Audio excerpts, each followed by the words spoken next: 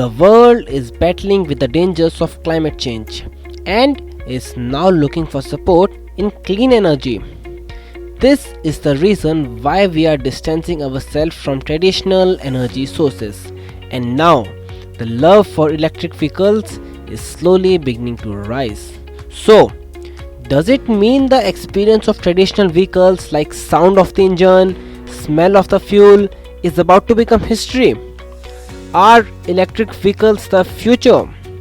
Well, these questions are being asked around the world. But let's come back to our country. India is the country where the first question we ask about the car is its mileage, meaning affordability is the biggest factor while buying the car. So, where does electric vehicle stand at this factor?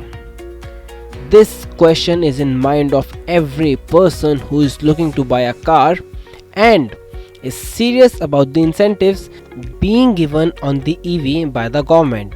The question is whether buying an EV is a profitable deal or not. We will try to clear your confusions. So let's begin with the price. Where there is bargaining even for vegetables, if someone is going to spend 5 to 7 lakh there, then obviously the price does matter. So let's look at electric cars and petrol cars first on this criterion. There is a big difference in purchasing price for petrol and electric cars. You need to pay 3 times more just for buying EV. If we talk about price, then for petrol cars it begins at rupees 4.5 lakh, while for EV the price begins at rupees 12 lakh. However, if you get a maximum government discount of rupees 1.5 lakh on the purchase of an electric car, then you can deduct it from the cost. Now let's come to the cost of using. As petrol prices are over 100 rupees, so accordingly running cost of EV is very low. That is, you can compensate for the extra money you have to pay on the purchase of EV in about 6 to 8 years. It also depends on how many kilometers you drive every month. For petrol, the running cost is 7 to 9 rupees per kilometer, and for 6 to 8 years, the running cost comes around rupees 5 to 8.6 lakh.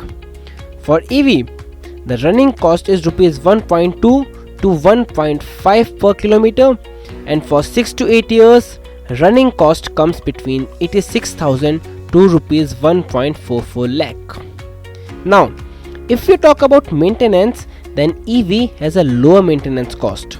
For petrol, the life is 15 years and maintenance cost is rupees 12 to 15,000 per year, while replacement cost of petrol vehicle is 0. When we talk about EV, its life is 10 to 12 years and its maintenance cost is almost nil.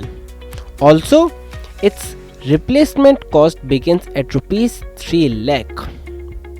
Now, what about the charging cost? Well, the cost of charging the battery in electric vehicles is significant.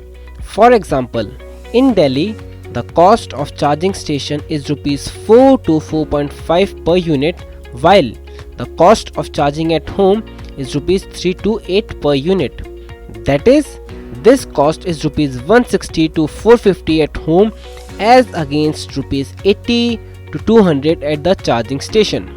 Now, there is also battery swapping policy. The government has talked about bringing the battery swapping policy to promote EV in the budget. The battery swapping means you can replace the discharged battery of your vehicle with a charged battery at any battery swapping station. Now, if you are on a long journey, then battery swapping will prove to be very helpful. This will save time for charging the battery. So, the question is, should we buy EVs now? In this regard, auto expert Tutu Dhawan says to wait at least 5 years to buy an EV.